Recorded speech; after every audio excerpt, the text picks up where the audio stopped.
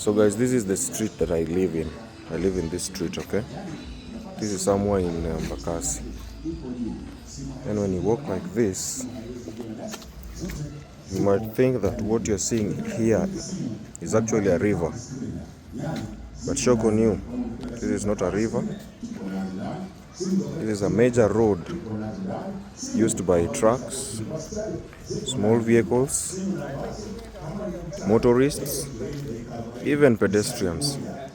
This is a road somewhere in Embakasi South that was constructed. They commenced the construction recently. Tractors came here, bulldozers, they dug up the place, and then they left it like this. Now because it's raining, now instead of a major road, we have a river.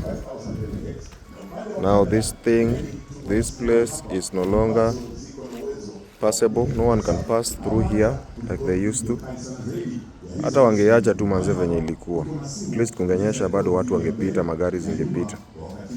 Right now as you can see, this is the state. Now we have a river. Kenye imebaki hapa sasa ni kuweka tu fingerlings, samaki zianze nini, watu waanze kufish. That's what's up. Walichimba wakaja hivi. Sasa tuko na river badala ya barabara. Serikali jamani.